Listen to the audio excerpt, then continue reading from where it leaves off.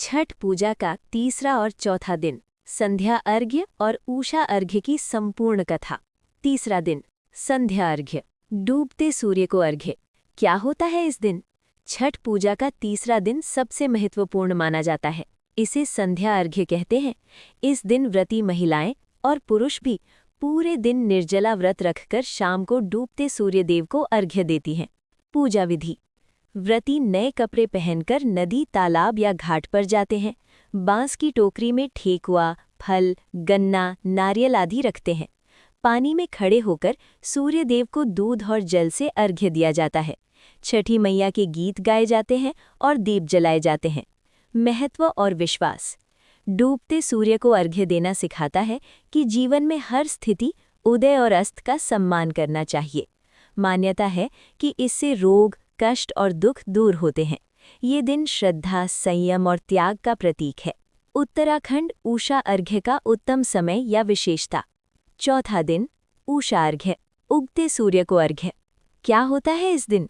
ये छठ पूजा का अंतिम और सबसे पवित्र दिन होता है। इसे उषा अर्घ्य कहा जाता है। इस दिन उगते सूर्य को अर्घ्य देकर व्रत का पारण किया जाता है। पूजा विधि: सुबह ब्रह्म मुहूर्त में घाट पर पहुंचना, उगते सूर्य को जल और दूध से अर्घ्य देना, छठी मैया से परिवार की सुख समृद्धि की कामना करना। इसके बाद व्रत का पारण यानी फल या प्रसाद खाकर किया जाता है। महत्व और विश्वास: उगते सूर्य को अर्घ्य देना नई शुरुआत और आशा का प्रतीक है। मान्यता है कि छठी मैया व्रती की हर मनोकामना पूरी करती हैं। ये दिन जीवन में सकारात्मक ऊर्जा और सफलता लाता है। छठ पूजा की पौराणिक कथा।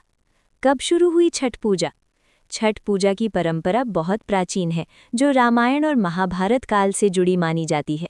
प्रमुख कथाएं: पहला, राम और सीता कथा। जब भगवान राम और माता सीता 14 वर्ष के वनवास के बाद अयोध्या लौटे, तब उन्होंने कार्तिक शुक्ल षष्ठी को सूर्यदेव की पूजा की और अर्घ्य दिया। तभी से छठ पूजा की शुरुआत मानी जाती है। दूसरा, महाभारत कथा। द्रौपदी ने कठिन समय में छठ व्रत रखा था, जिससे पांडवों को उनका खोया हुआ राज्य वापस मिला। कर्ण, सूर्यपुत्र, रोज सूर्यदेव की उपासना करते थे और पानी में खड़े होकर अर्घ्य देते थे। तीसरा, छठी मैया का महत्व। छठी मैया को सूर्यदेव की बहन माना जाता है, जो संतान और सुख समृद्धि का आशीर्वाद देती हैं। सामाजिक एकता और प्रकृति का अद्भुत संदेश। छठ पूजा केवल एक व्रत नहीं, बल्कि सामाजिक सौहार्द और एकता का जीवंत उदाहरण है।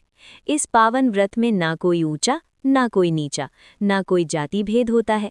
सभी वर्ग और सभी जातियों के लोग एक ही घाट पर एक ही जल में खड़े होकर पूजा करते हैं।